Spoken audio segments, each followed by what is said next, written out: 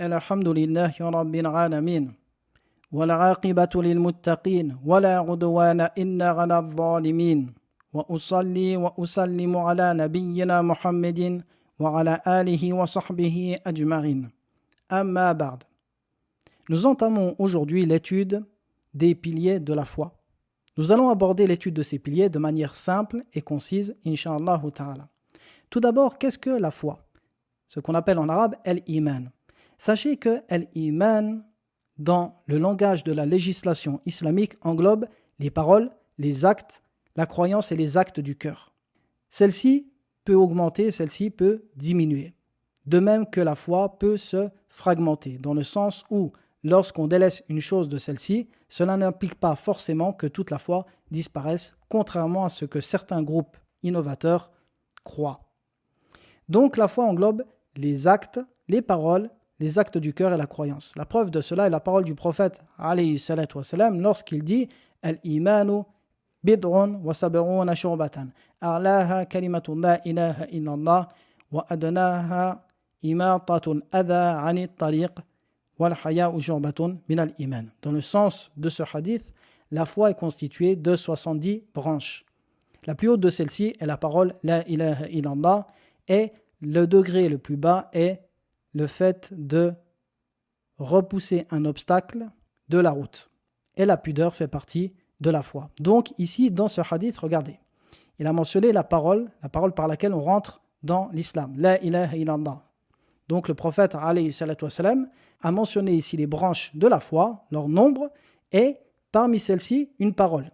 La kalimat de l'islam, la parole de l'islam, par laquelle on devient musulman. Ensuite, il a mentionné un acte, le fait de repousser un obstacle de la route. Donc, la foi comprend également des actes. Et ensuite, il a mentionné un caractère, qui est la pudeur, qui découle directement d'un acte du cœur. Donc, vous comprenez ici, dans ce hadith, que la foi englobe toutes ces choses. Également, on a dit que la foi augmente et diminue. La preuve de cela est la parole d'Allah lorsqu'il dit « وَإِذَا تُلِيَتْ عَلَيْهِمْ آيَاتُهُ زَادَتْهُمْ إِيمَانًا » Et lorsque ces versets leur sont récités, ils augmentent en foi. De même qu'elle augmente, forcément la foi diminue. Très bien. Donc voici le sens de al-iman, la foi, dans le langage de la législation. Mais ce que nous voulons ici aujourd'hui étudier, c'est al-iman, la foi, dans son sens le plus spécifique, c'est-à-dire la croyance. Car le terme al-iman, lorsqu'il est mentionné avec l'islam, lorsqu'ils sont mentionnés tous les deux, al-islam ou al-iman, la foi et l'islam, eh bien ici, al-iman a le sens de la croyance. Et la preuve de cela est le hadith Jibril, lorsque Jibril questionna le prophète alayhi salatu wassalam et lui dit « Mal iman » Qu'est-ce que la foi? Le prophète alayhi salatu wassalam dit « An tu'mina billah wa malaikatihi wa kutubihi wa rusulihi wal yawmil akhir wa bil qadari khayrihi wa sharrihi » Donc Jibril dit au prophète Mohammed sallallahu alayhi wa sallam, qu'est-ce que la foi? Alors il répondit, la foi est que tu crois en Allah, en ses anges, en ses livres, en ses prophètes, au jour dernier et au destin, qu'il soit bon ou mauvais. Donc vous voyez ici que le prophète alayhi salatu wassalam a expliqué la foi par la croyance. Et c'est pour cela que vous verrez certains ouvrages qui se nomment Kitab al-Iman, le livre de la foi, mais qui ne traitent essentiellement que de la croyance.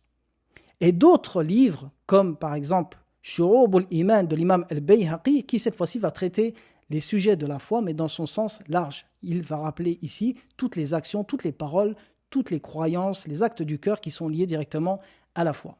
Très bien. Nous, aujourd'hui, on veut étudier ici la foi dans le sens de la croyance. Sachez que la foi repose sur 6 fondements. Toute croyance, toute chose qui relève de l'inconnu revient forcément à un de ces 6 fondements. Ces 6 fondements sont ceux que le prophète alayhi salatu wassalam a mentionnés dans le hadith Jibril. An tu'mina billah, que tu crois en Allah. Wa malaikatihi, en ses anges. Wa kutubihi, en ses livres. Wa rusulihi, en ses messagers. Wal yawmil akhir, au jour dernier. Wa bil qadari khayrihi wa sharrihi, et au destin, qu'il soit bon ou mauvais. Toute croyance en islam revient forcément de près ou de loin à un de ces 6 piliers. Telle la bâtisse qui repose sur des piliers solides, sans lesquels celle-ci s'écroulerait, eh bien la foi en est de même. Elle repose sur ces 6 piliers. Si un de ces piliers venait à manquer, avec ce qu'il contient, eh bien celle-ci s'écroulerait. Ces 6 piliers sont donc fondamentaux. Sans ceci, la personne n'est pas musulmane. Et nous allons expliquer les choses les plus importantes, les choses que tout le monde doit savoir, qui sont liées directement à ces 6 piliers. Car de la bonne compréhension de ces piliers dépend votre pratique et votre conception de cette vie mondaine et de l'autre, et également de votre conception de votre propre personne, de votre relation avec les autres, avec la création dans son ensemble. Je m'explique. La croyance et le dogme constituent le cœur de la religion. Le dogme est le principal agent qui régit votre vie présente, vos actions, vos actes, vos paroles et votre façon de penser. C'est pour cela que le prophète alayhi salatu wassalam a dit Ala inna fil jasadi mudratan idha salahat salaha al jasadu kullu wa idha fasadat fasada al jasadu kullu ala wa hiya al qalb. Dans ce hadith, le prophète alayhi salatu wassalam dit N'y a-t-il pas dans le corps un morceau de chair lorsqu'il est sain, le corps tout entier est sain. Et lorsqu'il est corrompu, le corps tout entier est corrompu. Et ce morceau de chair n'est-il pas le cœur, dans le sens de ce hadith. Donc ici le prophète alayhi salatu wassalam a dit que si le cœur est sain, le corps également est sain. Et ce qui est voulu ici c'est le corps, mais également les actions et les paroles. De même que s'il est corrompu, eh bien les actions et les paroles seront corrompues.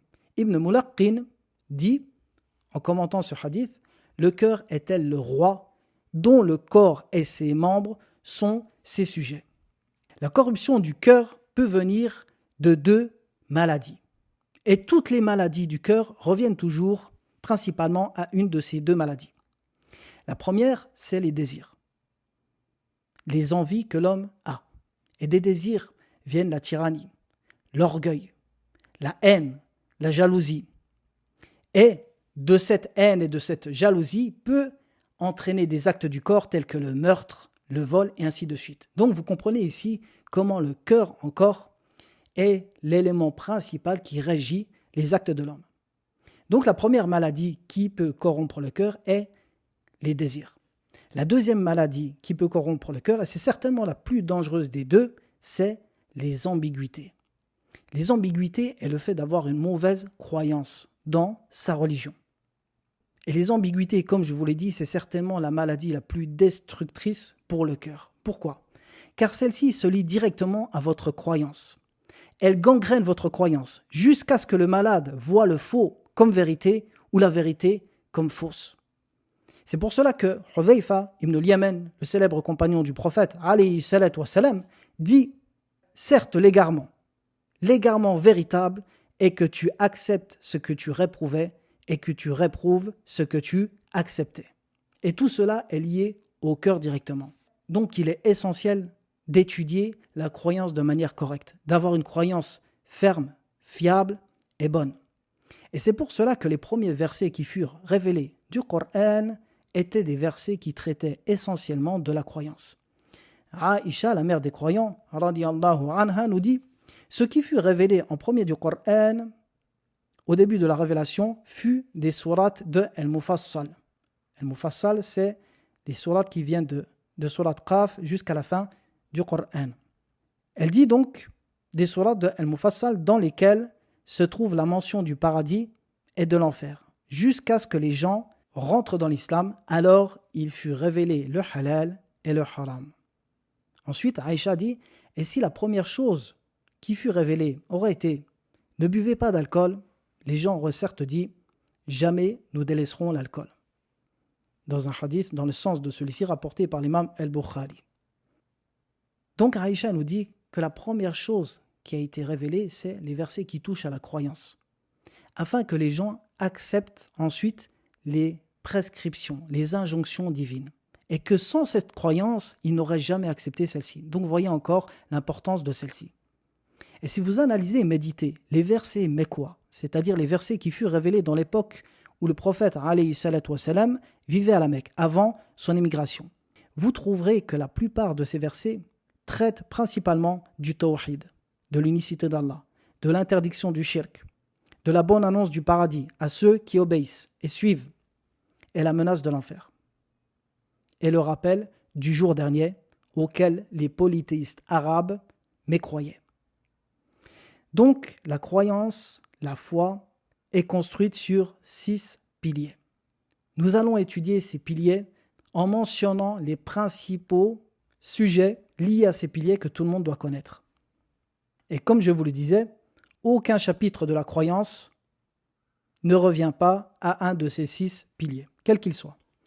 Donc ces 6 piliers, comme on a dit, c'est la foi en Allah, en ses anges, en ses livres, en ses prophètes, au jour dernier et au destin bon ou mauvais.